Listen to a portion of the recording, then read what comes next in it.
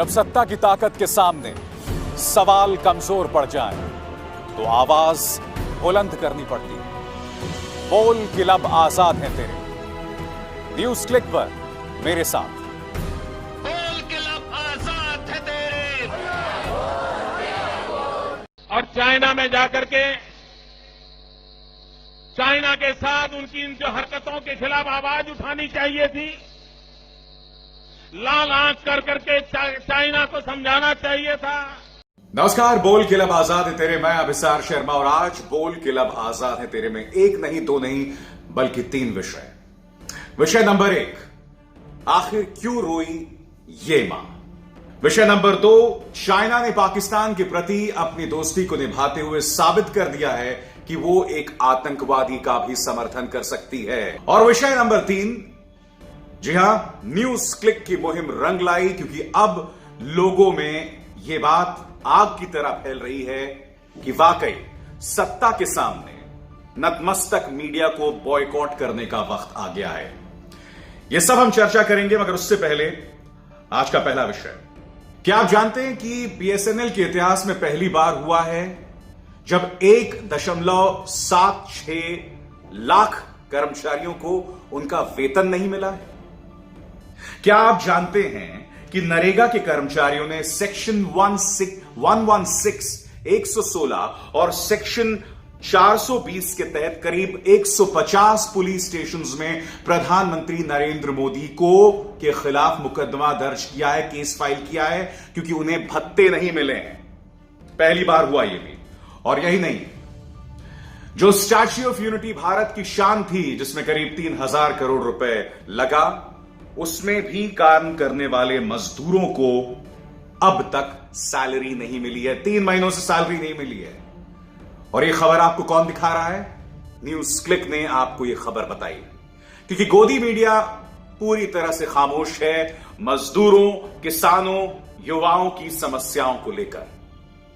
मगर सबसे पहले बीएसएनएल में काम करने वाली इस महिला की रुताली को देखिए।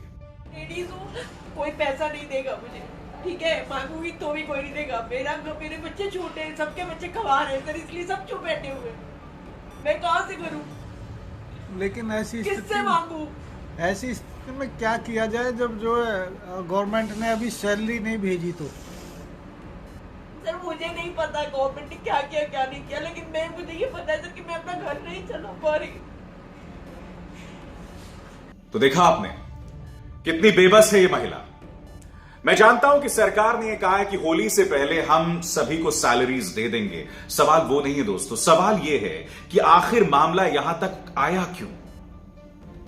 कहीं ऐसा तो नहीं कि मित्रों का साथ और मित्रों का विकास के चक्कर में आपने पीएसयूज को बर्बाद कर दिया, जो पब्लिक सेक्टर यूनिट्स हैं उसे पूरी तरह से बर्बाद कर दिया। चाहे बीएसएनएल हो या ओएनजीसी, हर जगह हमारे पीएसयूज ब्लीड क्यों कर रहे हैं, उनका रक्त रिसाव क्यों हो रहा है? यह सवाल क्या पूछा नहीं जाना चाहिए? और तब आपको जवाब मिलेगा इस मां के आंसुओं का। दोस्तों, अब हम रुक करना चाहेंगे आज की दूसरी बड़ी खबर का।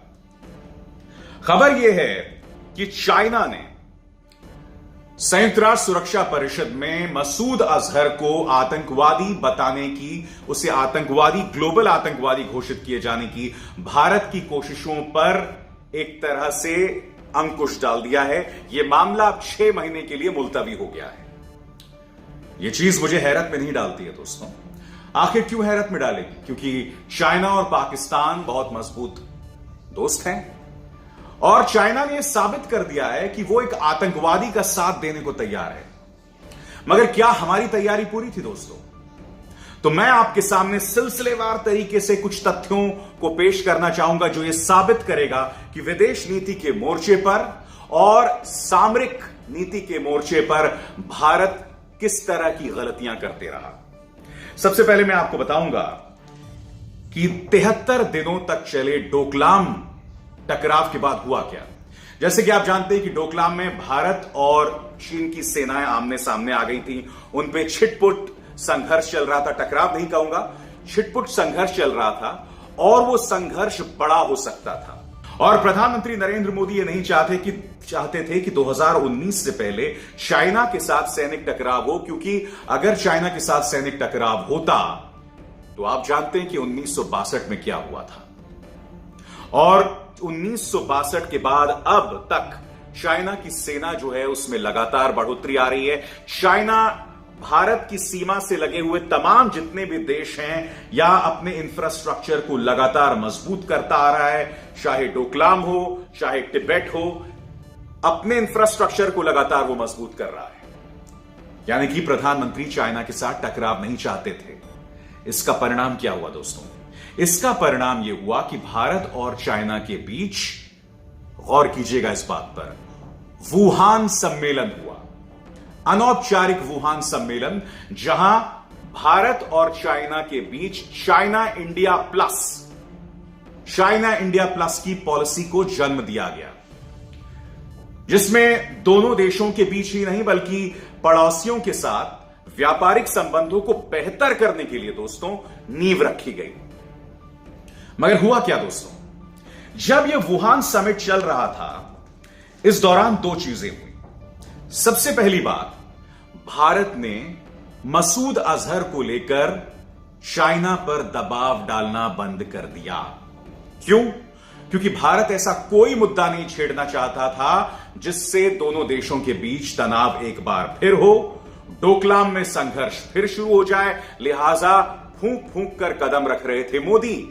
तो इस पूरे वक्त में मसूद अजहर को लेकर किसी भी तरह की कोई मंत्रणाएं नहीं हुई भारत और चाइना के बीच।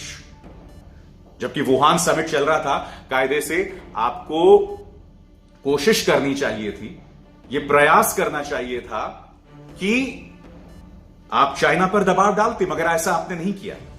यही नहीं दोस्तों, मैं आपको बताना चाहूंगा कि सिंगापुर में शंग्रीला डायलॉग हुआ, शंग्रीला डायलॉग, और यहां पर प्रधानमंत्री मोदी ने कहा कि इंडिया पैसिफिक थिएटर जो है या इंडिया पैसिफिक साझेदारी जो है, उसका मकसद किसी देश को टारगेट करना नहीं है, और किसी देश से मतलब था चाइना।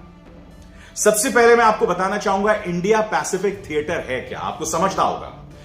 दरअसल जापान, ऑस्ट्रेलिया, अमेरिका, भारत, ये जो पूरा इंडिया पैसिफिक का इलाका है ना, भारत और प्रशांत महासागर का जो इलाका है, यहां पर तमाम प्रजातांत्रिक देशों के बीच साझेदारी कायम करना ताकि चीन के प्रभाव को कम किया जाए।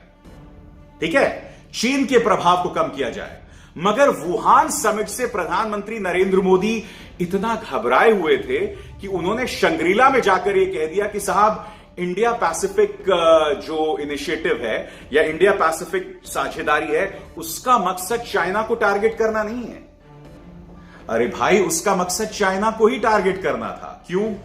क्योंकि चाइना लगातार अपनी ताकत का इस्तेमाल कर रहा था और अपनी जो व्यापारिक क्षमता था या सैनिक क्षमता था, उसके जरिए उसकी दादागिरी बनी हुई थी। यह इनिशिएटिव इंडिया पैसिफिक सम्मेलन जो है वो 2007 से उसकी नींव रखी जा रही थी। इसका मकसद यह था कि इस पूरे इलाके में ऐसी सामरिक व्यवस्था कायम की जाए जिससे चाइना पर दबाव बनाया जाए। देखिए, हर चीज का समाधान युद्ध नहीं होता है। आप सोचिए, अगर भारत, जापान, अमेरिका, ऑस्ट्रेलिया और ये पूरे इंडिया पैसिफिक क्षेत्र में जो तमाम देश हैं, जब वो एक साथ आएंगे तो चाइना पर कितना दबाव बनेगा। मगर भारत ने क्या किया? पहले तो जो वुहान समिट हुआ, उसके जरिए आपने मौलाना मसूद अजहर को लेकर चाइना पर दबाव नहीं बनाया। फिर जब शंग्रीला समिट हुआ या शंग्रीला डायलॉग हुआ, वहां जाकर आप कहते हैं कि साहब, चाइना को निशाना बनाना मेरा मकसद नहीं है। वहां पर आप नर्म पड़ गए। तो मैं यही तो पूछना चाहता हूं आपसे, अगर चाइना आज की तारीख में पाकिस्तान का समर्थन कर रहा है, तो आप इतने अरसे तक चाइना के साथ नर्म क्यों थे? मैं ये नहीं कह रहा हूं कि चाइना के सामने आप नतमस्तक हो गए, आप चाइना के सामने नर्म क्यों थे? और ये सवाल क्यों नहीं उठाए जाएंगे? दोस्तों, एक अरसे से मैं फॉरेन अफेयर्स कवर करता रहा हूं और मुझे पता है कि फॉरेन पॉलिसी या डिप्लोमेसी जो होती है ना, वो तालमेल बिठाने का खेल होता है। यानी कि हर चीज छाती ठोककर 56 इंच की छाती बटाकर जो है वो काम नहीं होता है। उसके लिए जरूरी है कि आपको फूंक फूंक कर कदम रखना होता है। मगर इस सरकार की प्रॉब्लम यह है कि इनकी सारी नीतियां जो बनाई जाती हैं वो प्रधानमंत्री नरेंद्र मोदी को देखकर बनाई जाती हैं। ऐसा नहीं होता है दोस्तों, आपको तालमेल बिठाना पड़ेगा, यह आप नहीं कर रहे हैं। और अब मैं बात करना चाहूंगा तीसरे मुद्दे की, बॉयकॉट गोदी मीडिया। आपको याद होगा इसी तरह से बोल के लब आजाद है तेरे में मैंने आपके सामने विषय रखा था कि हमें गोदी मीडिया को क्यों बॉयकॉट करना चाहिए, क्यों न्यूज चैनल्स में ऑपोजिशन को अपने प्रवक्ताओं को भेजना बंद करना चाहिए, क्योंकि ये न्यूज चैनल्स हमारे समाज में नफरत फैला रहे हैं। ये न्यूज चैनल सिर्फ मोदी मोदी करते हैं और यहां ऑपोजिशन के जाने से कोई फायदा नहीं होने वाला है। याद है आपको वो कार्यक्रम? उसकी एक छोटी सी झलकी देखिए। सवाल नंबर 1 जो मीडिया को पूछना चाहिए था, मगर 14 फरवरी को पुलवामा की वो शहादत हुई थी और अब तक किसी न्यूज चैनल ने इस मुद्दे को लेकर सरकार को कटघरे में खड़ा नहीं किया। और वो सवाल आपके सामने ये है कि आखिर 300 से 350 किलोग्राम लेकर वो आतंकवादी हमारे सैनिकों के पास पहुंचा कैसे। मुद्दा नंबर 2 जो हमारे न्यूज चैनल्स अब भी नहीं उठा रहे हैं, यहां पर सवाल यह कि यह एक बहुत बड़ा इंटेलिजेंस फेलियर था। आखिर न्यूज चैनल्स यह सवाल क्यों नहीं उठा रहे हैं कि बख्तरबंद गाड़ियों में उन सैनिकों को जाना चाहिए था मगर उन्हें आम बसेस में भेजा गया। तो इसका परिणाम यह हुआ दोस्तों कि कल से लगातार बॉयकॉट गोदी मीडिया ट्रेंड कर रहा है ट्विटर पे, और हमारा कार्यक्रम जो है वो इस ट्रेंड में सबसे ऊपर है। यही कार्यक्रम जिसकी झलकी आपने अभी अभी देखी। यही नहीं, मेरे इस कार्यक्रम के आने के बाद तेजस्वी यादव ने तमाम विपक्षी दल को एक लेटर लिखा। यह लेटर जो आप इस वक्त स्क्रीन पर देख रहे हैं कि बॉयकॉट कीजिए न्यूज चैनल्स को, क्योंकि ये हमारी आवाज नहीं सुनते, उल्टा ये लोग हमें टारगेट करते हैं, इसलिए बॉयकॉट करने की जरूरत है। यही बात सौरभ भारद्वाज ने अपने इस ट्वीट के जरिए की, जो कि आम आदमी पार्टी के नेता हैं। यही बात बसपा और सपा भी कह रहे हैं। तो जो मुहिम हमने शुरू की थी, क्योंकि हमारा मानना है कि जब मीडिया सत्ता में बैठी ताकतवर पार्टी से सवाल नहीं करती है तो वो अपना काम नहीं कर रही है, और जब तक वो अपना ये काम नहीं करेगी तब तक उसे देखने का कोई फायदा नहीं है। मगर जानते हैं आप दोस्तों, आज सुबह ही हुआ, मैं उस पत्रकार का नाम नहीं लेना चाहूंगा। ये पत्रकार मुकेश अंबानी के चैनल में काम करते हैं, मेरे बहुत अच्छे दोस्त हैं। इन्होंने अपना एक कार्यक्रम किया कि जब प्रधानमंत्री नरेंद्र मोदी जनता के साथ संवाद कर ही रहे हैं, चाहे वो अपने चुनावी भाषण हो या मन की बात हो, तो उन्हें क्या जरूरत है प्रेस कॉन्फ्रेंस करने की। बहुत अजीब और गरीब बात है दोस्तों, क्योंकि जब पत्रकार ही प्रेस कॉन्फ्रेंस ना चाहे, वो सवाल ना पूछे। देखिए, जब प्रधानमंत्री मन की बात करते हैं या चुनावी भाषण देते हैं ना, वो वन वे ट्रैफिक है। मगर जब आप प्रेस कॉन्फ्रेंस करते हैं तो आपकी जवाबदेही बढ़ जाती है। मनमोहन सिंह प्रेस कॉन्फ्रेंस करते थे, इसीलिए उनकी जवाबदेही तय की थी उस वक्त के न्यूज चैनल्स ने। तभी हमने कांग्रेस से तीखे और तल्ख सवाल किए थे। और दोस्तों, मैं आपको यह भी बताना चाहूंगा, कुछ दिनों पहले ऑल इंडिया रेडियो का एक कार्यक्रम हो रहा था, जश्न मनाया जा रहा था मन की बात का, कि मन की बात के 3 साल हो गए हैं। और वहां एक और पत्रकार ने यह कहा था, और इत्तेफाकन वो इसी चैनल से थे, कि साहब प्रधानमंत्री मन की बात तो करते ही हैं, तो अब विपक्ष को यह आलोचना नहीं करनी चाहिए कि वो सवालों के जवाब नहीं देते। आप देख रहे हैं दोस्तों क्या हो रहा है। जब आप सत्ता पक्ष को यह छूट देते हैं कि वो आपके सवालों का जवाब नहीं दें, तब इस तरह की घटनाएं होती हैं, जैसे कि आपने कार्यक्रम की शुरुआत में देखा। बीएसएनएल के कर्मचारियों को पैसे नहीं मिलते, भारत का गौरव स्टैच्यू फॉर यूनिटी के कर्मचारियों को, मजदूरों को पैसे नहीं मिलते, नरेगा के कर्मचारियों को भत्ता नहीं मिलता। तब ऐसा होता है जब गोदी मीडिया सवाल पूछना भूल जाए। खैर, मगर हम अपनी जिम्मेदारी को समझते हैं, न्यूज क्लिक अपनी जिम्मेदारी को समझता है, और यही वजह है कि हम ये सवाल लगातार पूछते रहेंगे। अभिसार शर्मा को दीजिए इजाजत, और मेरी आप सबसे अपील कि आप इस कार्यक्रम को लाइक और शेयर करें और ज्यादा से ज्यादा लोगों तक पहुंचाएं। और अभिसार शर्मा को दीजिए इजाजत। नमस्कार।